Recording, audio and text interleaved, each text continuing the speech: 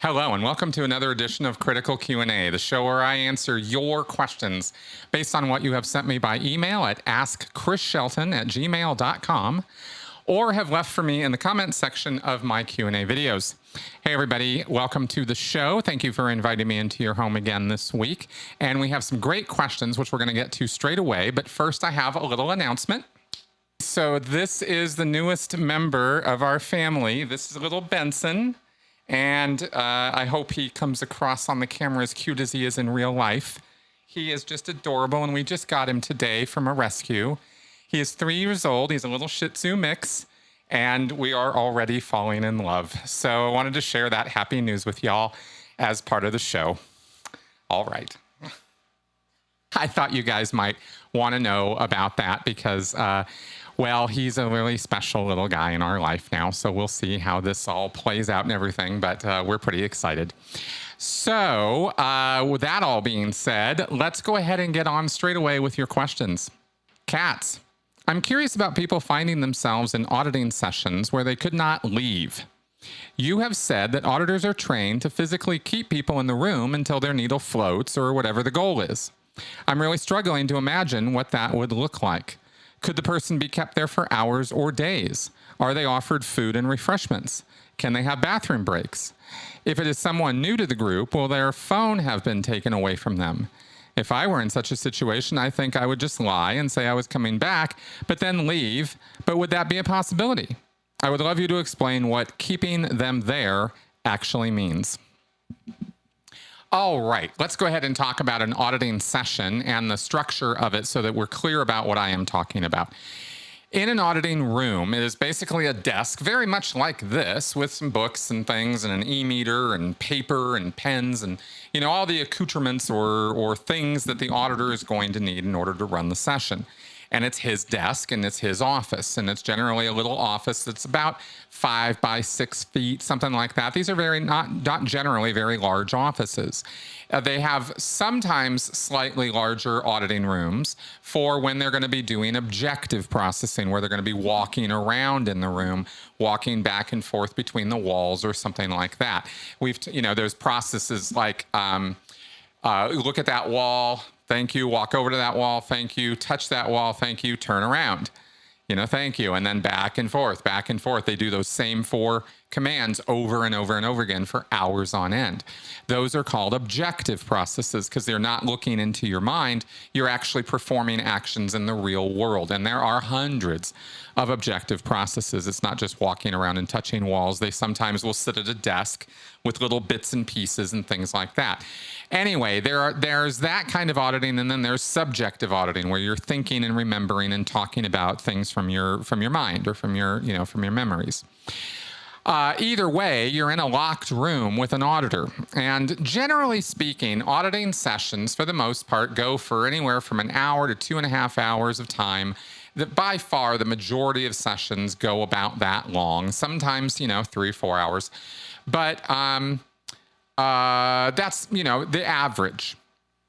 However, sometimes it can take a very long time to get to the desired end result of a process or a sub-process.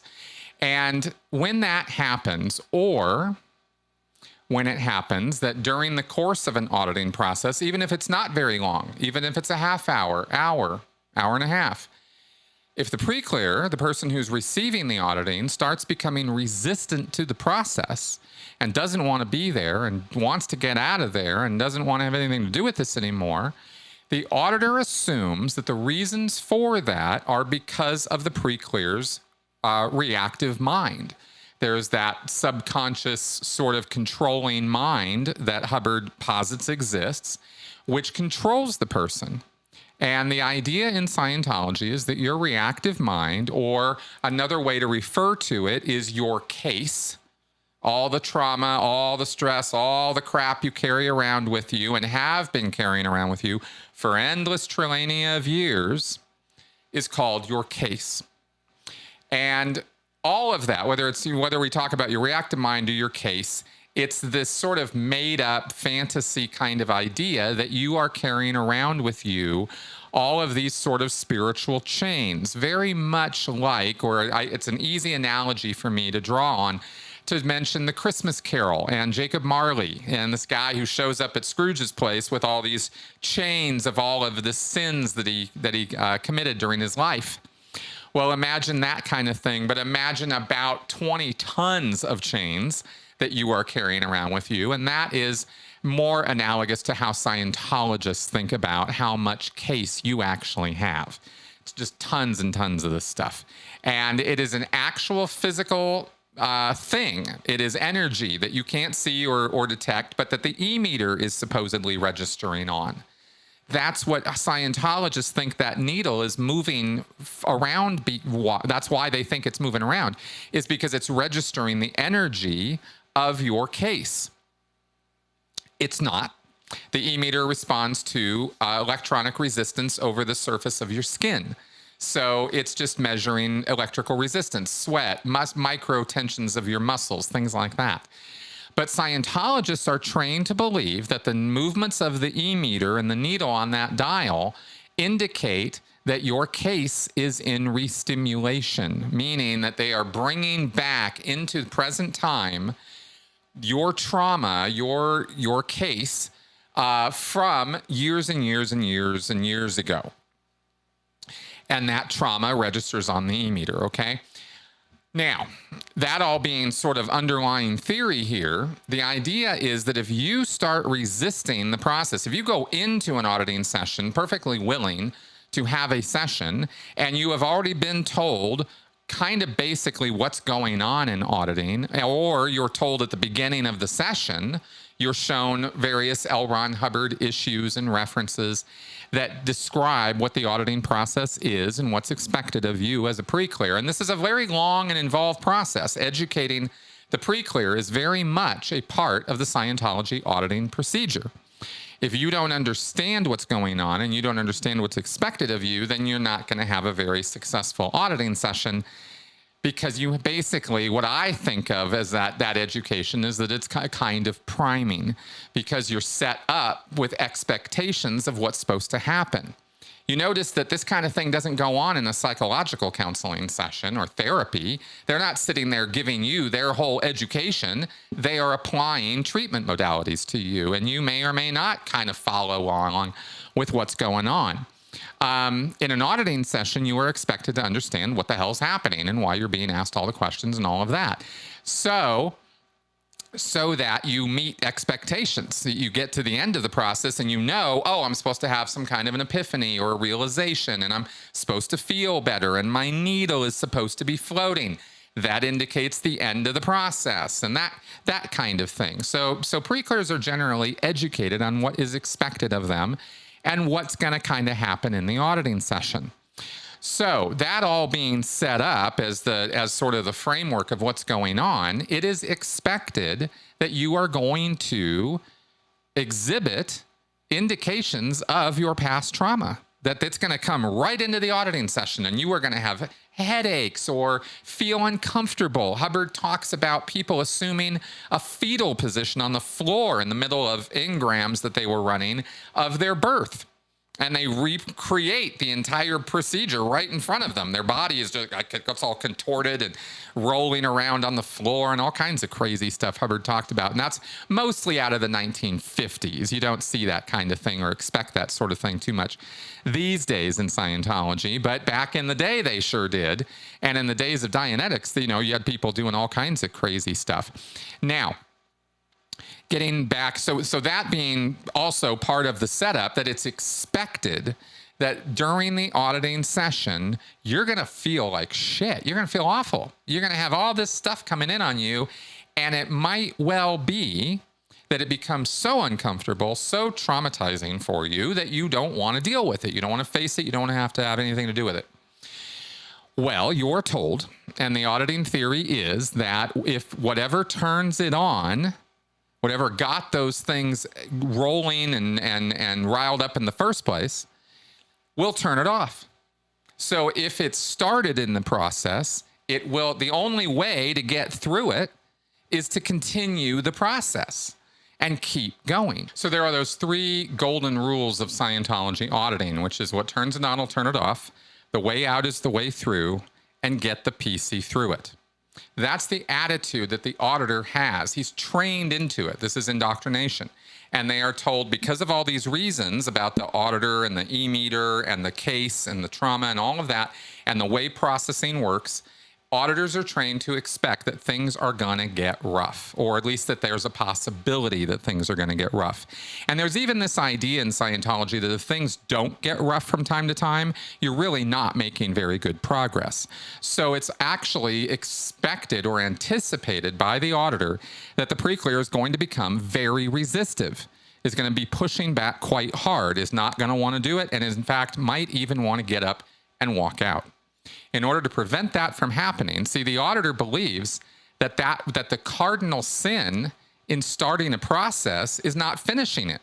So if the pre-clear is like, yeah, no, I don't want to do this anymore, and the auditor goes, okay, I understand, but what turns it on will turn it off. Let's get through this. And the pre-clear goes, fuck that. No, I don't want to get through it. I want out. The auditor's job is to verbally first try to convince the pre-clear to stay and get through it. Keep going. And they have an array of tools or ways that they might go about convincing somebody to stay in the room and keep going. My dad was an auditor, and he audited thousands of hours on people. And he related a story one time that he was doing a Scientology sec check, a security check, on somebody. So he was asking them for their deep, dark secrets. And this person threw the cans down and just stood up and went over to the window and was just like, I ain't doing this anymore. No, fuck this. I'm done. I'm out. And my dad, being in control of the room because the door to leave was behind him, said to this man, well, okay. I mean, you can stand at that window all day, but you are being charged by the hour for this, and I got all day. I ain't got nothing else to do but be here in this room. So, and the pre-clear was like, ugh, right? And sat down and got through the confessional. If the pre-clear is not convinced verbally and tries to actually leave the room, go past the auditor, get to the door and get out, the auditor is trained to literally stand up, manhandle the pre-clear, grab him by the shoulders, turn him or her around, manhandle them back into the chair, put the cans in their hands if they're holding the cans for an e-metered auditing, and then go sit back down and carry on the process. And to continue doing that as many times as necessary to get the pre-clear through the process. And this is why I say that the pre-clear, the person receiving auditing in that room, is the least important part of what's going on in that room. What the pre-clear has to say, what the pre-clear thinks, what the pre-clear's reactions are, don't matter. The auditor doesn't care. His job is to run a process and get that process done. And that's his priority. And it's assumed, because of everything I've already told you, that that's a good thing to do, that that's in fact the best thing you could possibly do for this person. It's a very much in alignment with, or in the same vein as, a sort of tough love approach to therapy, because they consider that Scientology auditing is therapeutic. It's not really, but they say that it is. And you can have limited gains with it. I'm not saying that nobody ever got anything out of it. But, as I've gone over at length with John Atack most recently in our podcast about how Scientology auditing is bad for you, we talk about the fact that it is trance-inducing, and there is suggestion, and there are commands issued that will act like commands outside of the auditing session because of the hypnosis that's going on. It's not good for you. This is a procedure that was designed to undermine a person's certainty, self-image, and ego, and replace them with Hubbard's ideas of how people are supposed to be, and turn them into followers, addicted followers who are just chasing that high of the auditing sessions, end results, the euphoria that one experiences at the end of a session. And one does not always experience that. Sometimes it's faked. Sometimes it's, oh, I'm primed. I'm supposed to produce this end result. Okay, I'm done with this. I want to get out of here. Well, yeah, okay. Yeah. Remembering that time when I was 4, oh boy, I feel so much better now. This is great, and you kind of learn how to get yourself or extricated from these auditing sessions by cooperating, not by resisting. And of course, remember that the Scientology is pre-clear. The guy who's sitting there paying all the money for the auditing is a believer. These are not people who are sitting there actively resisting the process. They are also convinced before they even walk in that room that there is this case, this reactive mind. It's real. And they got to deal with it. And this is the way to do it. So it might be painful. It might be hard. It might be very traumatizing to remember things that are traumatizing. But they'll do it because they believe that by continuing to get through the process, they are blowing the charge, okay? This electrical field, this energy is called charge. And when you get done with an auditing process, supposedly what happens is you are actually dissipating and erasing forever. You're destroying that charge. Hubbard actually makes the claim that the law of conservation of energy in the physical universe is actually false, and that auditing disproves it because they destroy energy all the time in the auditing sessions. Just balderdash. I mean, it's just not a nonsensical claim, but Hubbard claims it. So anyway, I hope I'm giving you a bit more of a picture here of what the people involved in an auditing session actually think about it. So they're prepared to go in there and, and just get to it and slog their way through. And pre-clears become adapted to or used to this idea that they're going to go in session, go through some shit, and come out the other side feeling better. That's the general anatomy of any auditing session is you go in, you feel okay, you get set up, you start the session with a floating needle. So anything you're bringing in with you is kind of left outside of the room, and your present time problems or your upsets with other people or any other attention you have on anything else outside of the auditing session is not happening when you're in the session. Hubbard says that the definition of a pre-clear who is in session, who is there totally ready to go, is someone who is interested in his own case and is willing to talk to the auditor. That's the definition of being in session from a pre-clear's perspective. So it's expected that the auditor will get the pre-clear in session and keep him in session during the entire process. But if the pre-clear were to go out of session, in other words, not be interested in his own case, not willing to talk to the auditor, then it's the auditor's job to get the pre-clear back into session. I hope that all makes sense. I am throwing some Scientology jargon at you here, but this is the fundamental to how the Scientology con actually works, is these auditing sessions and the euphoric states that are produced as a result of it. So it's pretty powerful stuff. And people pay, hundreds, even thousands of dollars an hour for the privilege of going into these sessions and basically being abused psychologically, spiritually. It's absolutely spiritual abuse.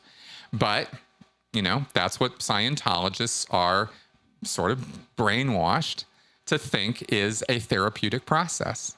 It's so backwards, it's hard to explain or understand really, because it's so not what it pretends to be. And yet, you and I out here in the real world kind of understand that. In the Scientology bubble world, it's opposite world. It's completely different. They think that something that's traumatizing you is helping you and is therapeutic for you.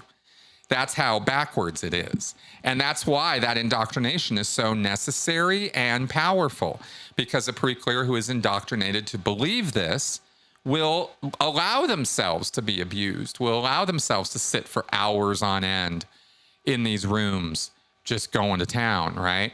And it's a given, to answer a few more parts of your question here, it is a given that the pre-clear is going to turn his phone off, put it in his purse or wallet or what, pocket or whatever. Phone is absolutely positively not going to be turned on during an auditing session. There is no way that if you're a pre-clear in a session that you're going to be allowed to have an active online phone in the middle of a session. There are to be no outside distractions.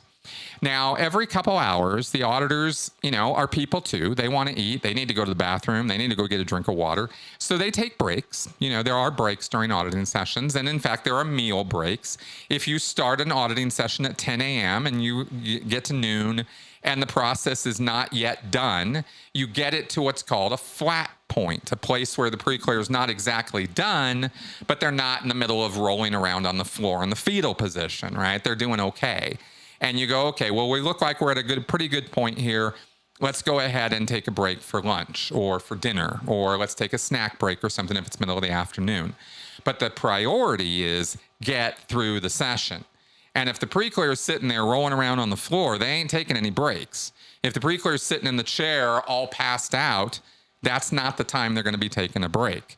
So you got to get to that flat point in order to do that. And sometimes that happens and sometimes it doesn't. And then the auditor just has to push on through. And this is the reason, by the way, that auditors will sit in a chair and stare at somebody else for hours on end, is because they're trying to get themselves used to the idea of what it feels like to sit in a chair for hours and hours, because they might well be called upon to do exactly that in delivering an auditing session. You really never know when you go into an auditing session what's going to happen. And if it's a new pre-clear that you've never audited before, oh boy, you really don't know. So you have to be prepared for anything as an auditor. And so auditors consider themselves these savior figures who are bringing people in to enlightenment, to a new high state of spiritual awareness and ability by running these processes. So the auditors believe that what they are doing is the absolute best possible thing they could ever do for this person sitting in front of them. Auditing, as far as a Scientology auditor is concerned, is better than any amount of hours just listening to somebody and their complaints or their problems or their issues or their trauma. They think psychoanalysis is for the birds. They think any kind of therapy, talk therapy, psychological counseling, they think all that stuff is crap. That they've got the one line, which is auditing, that is going to actually help and handle the person in front of them. So the auditor is convinced that this tough love abuse kind of situation that they have gotten themselves into is actually a savior role and is a really good position to be in, and that they are really, truly, and ultimately helping this person in front of them. And that's what convinces them to stand up and grab this guy or girl by the shoulders and throw them back in the chair and say, you're going to cooperate and you're going to get through this process. And I'm not going to hear anything more about it. And Hubbard advises that you talk to the pre-clears like that if things get rough. He gives that as an example in a lecture one time. And there are many examples of suggestions Hubbard makes that you get rough with the pre-clear. You got to give them a what for. It's like, look, man, we're going to get through this process and we're not going to mess around. So you better start cooperating. It's that kind of attitude sometimes if the knives come out, right? If things start getting really rough, then the auditor has to lay down the law, because ultimately the auditor is held responsible for the session. If the pre-clear gets up and takes off and leaves, that auditor is for it, man. He is in so much trouble. If he doesn't go back and get that guy, and that means going to his house, going to his place of work, doing whatever is necessary to get that guy back. If the auditor doesn't do that, the auditor is in all kinds of trouble. So the auditor is the one who is ultimately held responsible for whether that pre-clear has that euphoric experience, that awe experience. And that's another reason why the auditors can be and act so insistent that what turns it on will turn it off, and the way out is the way through. So I hope that gives a much more complete answer for you, a lot more data for you as to what Scientology auditing is all about and why it's conducted the way that it is. And there you go. Michael Yoder. In the Lecture to Auditors, Clearing Congress series, LRH talked about being able to process people in comas and otherwise unconscious people. Have you ever heard about this practice, as ridiculous and impossible as it sounds?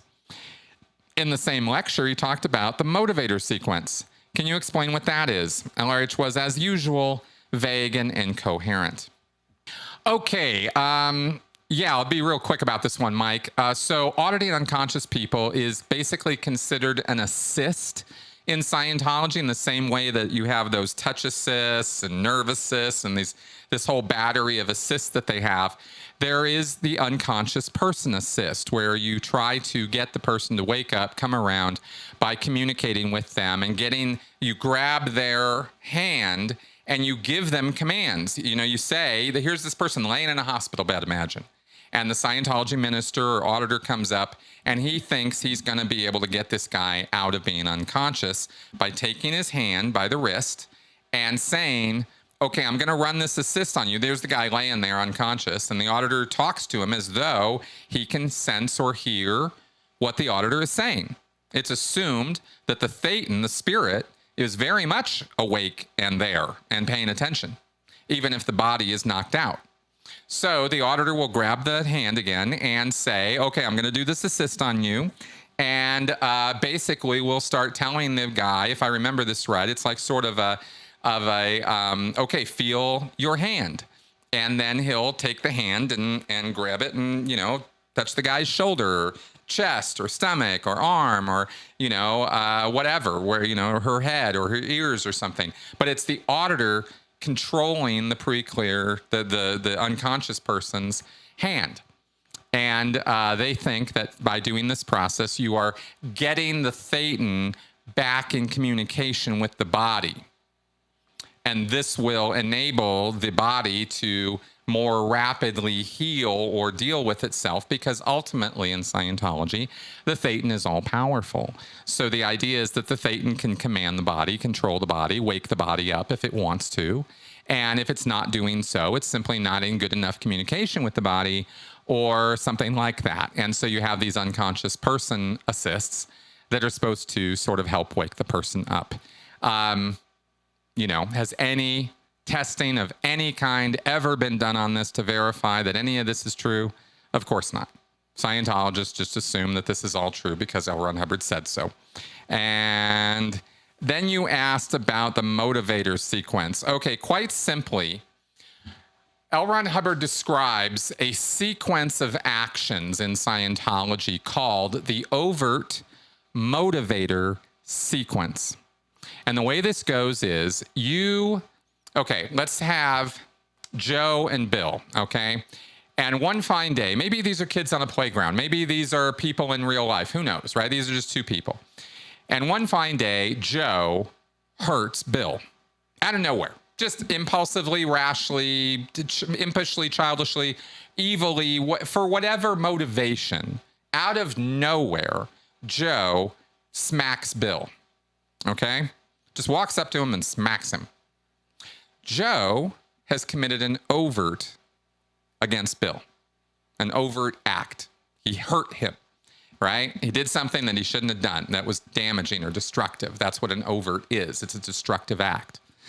So he didn't have any reason to do that, right? His reasoning was completely in his own head. It was just selfish, you know, ego-driven, whatever. So Bill now has this overt committed against him. The way Hubbard says this works is that Joe now has to dream up a motivation for having committed that overt.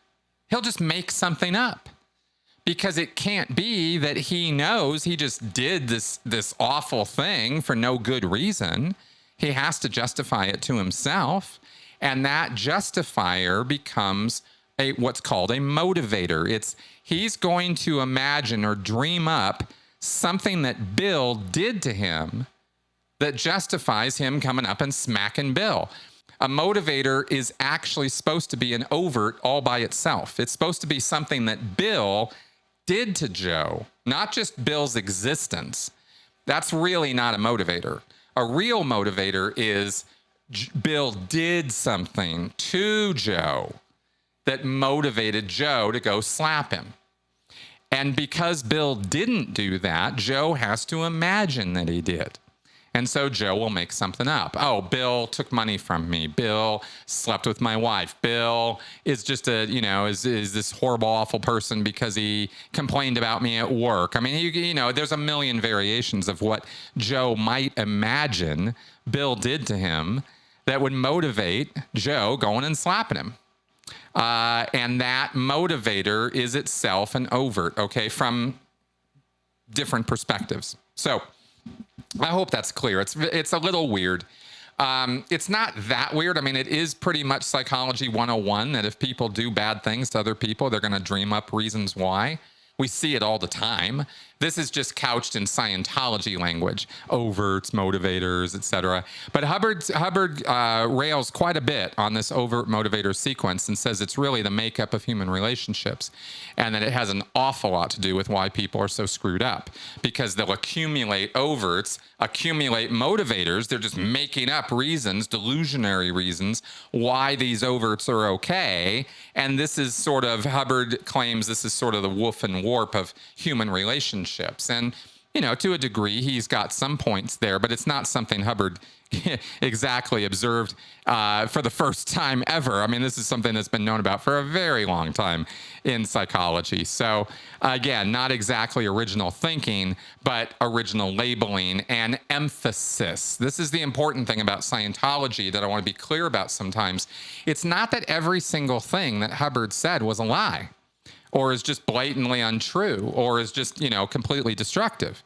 Hubbard took psychological concepts or spiritual concepts or religious concepts that are true, and he sort of bends them to his will and overemphasizes or exaggerates the importance of them. And this is one of the things that is so wrong with Scientology, is it's not that everything in Scientology is totally false, but the emphasis, the priority of the information is all out of whack. And that itself can be a control mechanism and a trauma-inducing mechanism. So that's a part of the anatomy of why Scientology is not so great. So there you go. Anthony Stenson. I'm a bodybuilder / nutrition enthusiast. I understand being indoctrinated by the quote-unquote tech. I still don't understand how someone can look at LRH, even in his prime, and think, I want to be just like this guy. He was balding, always overweight, had a very ugly looking face, not that great of a speaker, and just overall looked like a person I'm afraid to look like when I get old. This man is supposed to be the example of the highest OT, but yet couldn't get his meat body to be even moderately attractive. When you were in Scientology, did these thoughts about his looks or obesity ever come to your mind? Anthony, they did not, and I'm going to tell you why. Because Scientology really doesn't give a crap about your body. It doesn't care. Nobody in Scientology really cares about your body. What they care about is your actions, your deeds, your words, your loyalty to Scientology especially is at the top of the list. But with Hubbard, Hubbard is the epitome in Scientology of a spiritual OT, because of the deeds that he has done, the legendary deeds he has done, you see. Hubbard tells stories about, having a car accident and teleporting basically out of the car, or being able to move objects with his spiritual abilities and things like that. And these were not big, bold claims. They were just kind of hinted at, inferred at here and there, just kind of throw, chum to the to the followers, like, oh yeah, sure, this happened, or this other thing happened. But it's mainly the reason why Scientologists fall in love with Hubbard is because he's the one who discovered Dianetics and Scientology. So he could look like Jabba the Hutt and they'd still follow him, you see. It's what he did that Scientologists are so enamored by, not how he looks. So the entire time I was in Scientology, Hubbard's looks, it never even occurred to me that that was an issue. I wasn't really paying attention to L. Ron Hubbard that way. If somebody had asked me, is he good looking? I would have said, well, no, but nobody ever asked. It was not a thing.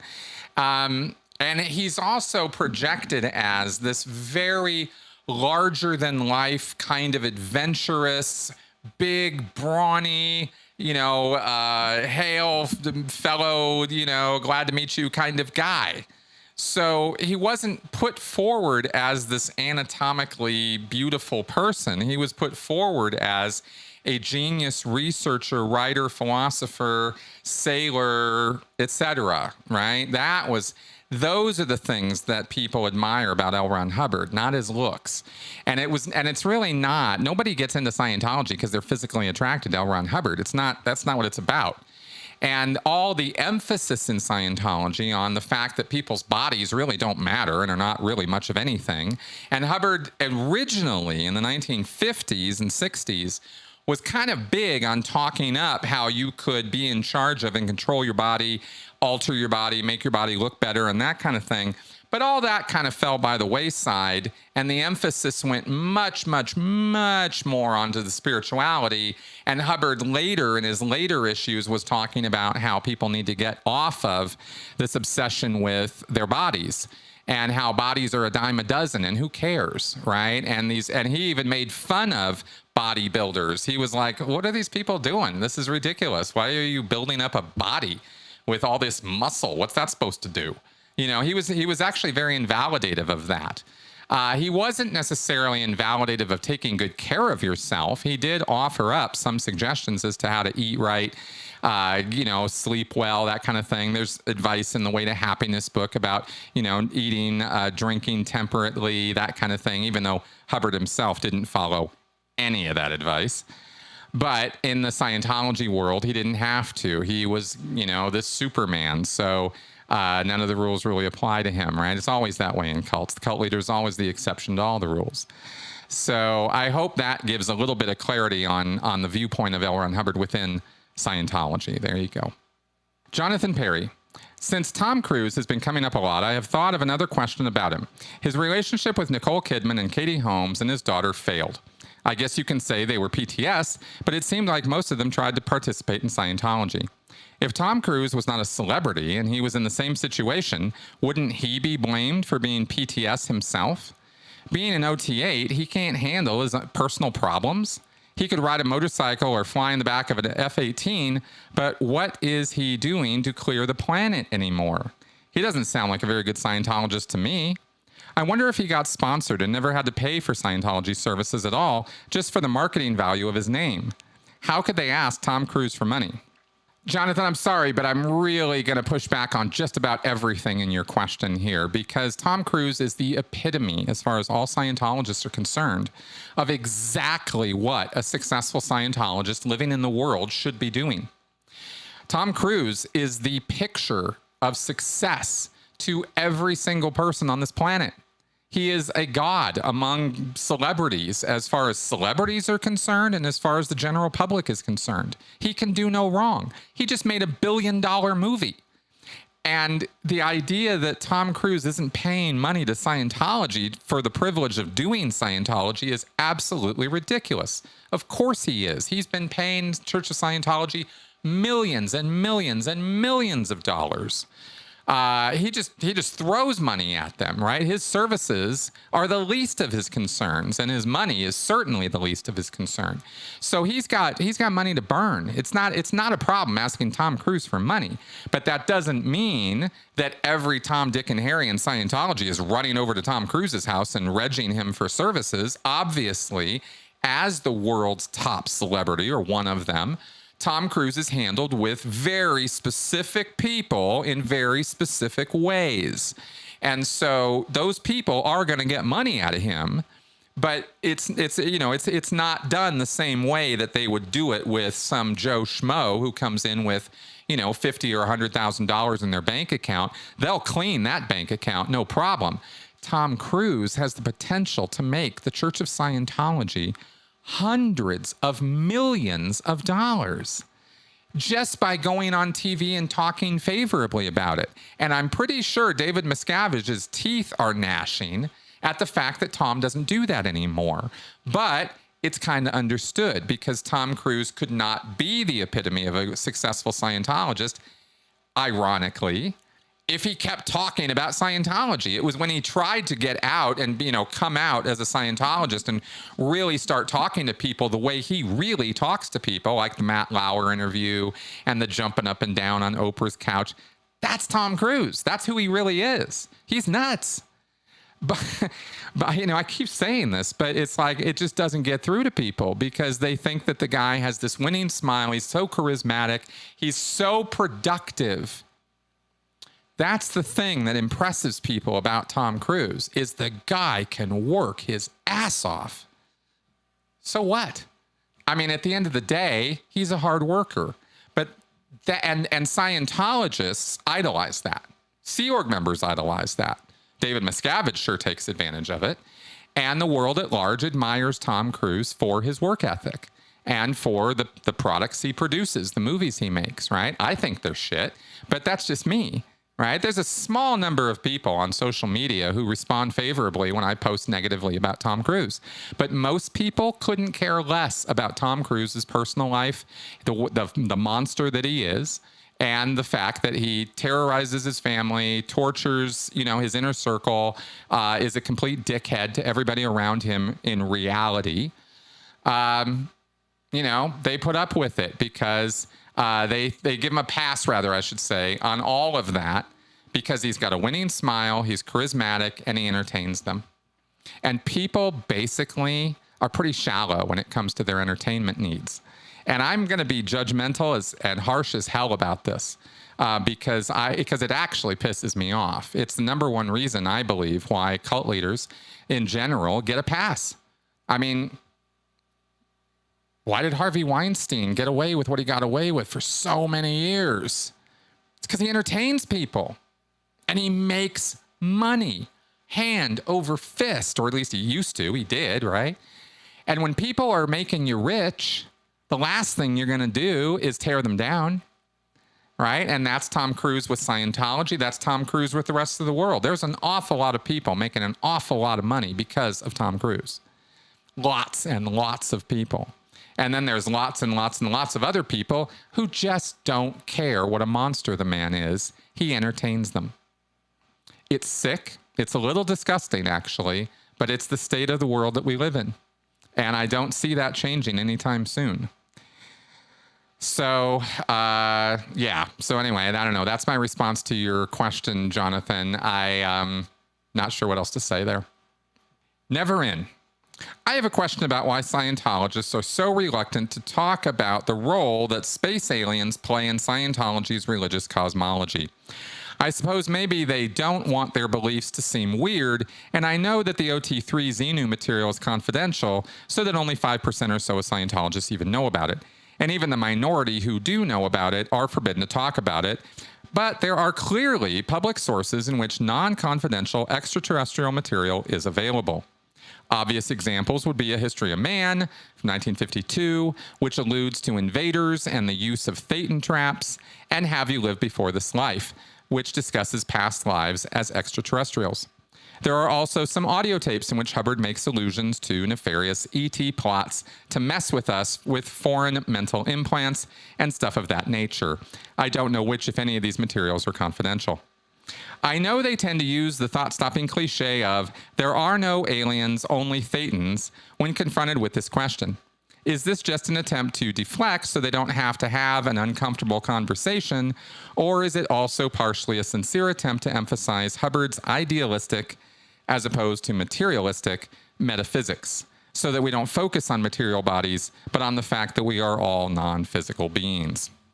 Never in this great question, actually, and you've pretty much actually correctly answered it yourself in the question. Because as far as my experience of this goes, and I was one of those people who, for years after I got out of Scientology, resisted the whole alien thing. And was kind of like, yeah, no, it's Thetans, not aliens, right? I even said that. And it was actually Tony Ortega who had to write a whole article about this to kind of adjust my head on it and go, oh, God, he's right. It is aliens. And the reason why I found it uncomfortable, and I believe a lot of other Scientologists do too, I can't project myself on everybody, but I think the reason why is because the word alien brings to mind monsters, non-human forms, something strange, unusual, dangerous, evil. Alien is a word that has a lot of baggage connected with it. And when you start talking about how we're all space aliens, things get a little bit crazy real fast. People start imagining, invaders from Mars and Plan 9 from outer space and crap like that, right? And Hubbard's view of extraterrestrial life and space opera, as he called it, was much more in the vein of the Buck Rogers kind of science fiction fantasy stories that you'd see in Pulp Fiction. So you have space battles and spaceships. And, one thing that Scientologists just glommed onto and was a very, very popular in the 70s and 80s were the E.E. Doc Smith Lensman series. Scientologists all over the place in my world thought those books represented exactly what space opera looks like and sounds and feels like. And that's all about human bodies, humanoid-looking bodies in space. And so to a degree, Scientologists kind of think about space opera kind of Star Wars-y, Buck Rogers kind of way. So it's humans in space, right? And maybe humans didn't originate on planet Earth and evolve here. I mean, there is this concept in Scientology that evolution is just an implant. It's a fantasy. It's not real. And humans were brought here. So did people come from this planet? Maybe, maybe not, right? But as far as Scientologists are concerned, they don't think about human bodies from other planets as aliens. The word doesn't quite connect for them. And the other thing that you said there was the emphasis on the spirituality, right? That you are not a body and that what your body is doesn't really matter that much. And like I said in my earlier answer, it's just not important, right? We didn't pay attention to L. Ron Hubbard's body. We're not really paying a whole lot of attention to the bodies of, space opera, past lives, people from other planets, etc. And I think that's why you get the pushback. It's more pushing back on the bad image that creates about Scientology, more so than it's a direct attack on a belief. It's more like, well, I'm going to push back on this because if I let you get away with saying that all of us Scientologists believe in space aliens, then I'm letting you invalidate and degrade my religion or my ideas or my philosophy. And that's why I think people push back on it within Scientology. They're very PR conscious, very image conscious, and they don't want people bad-mouthing or making fun of or ridiculing their beliefs. Most people don't, and so that's why the whole space aliens line is kind of pushed back on pretty hard. And I don't know, that's the best answer I have for you.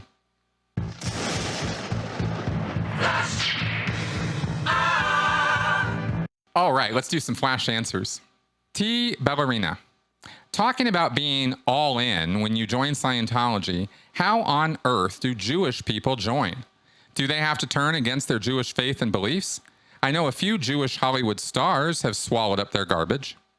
No, there's nothing special about Jewish faith or belief that makes it any different than any other people who come from any other faith who come into Scientology. They are told right at the beginning on the opening gates that Scientology is non-denominational, that you can be a Christian, Islam follower, Muslim in other words, a Buddhist, a Confucianist, a Hindu.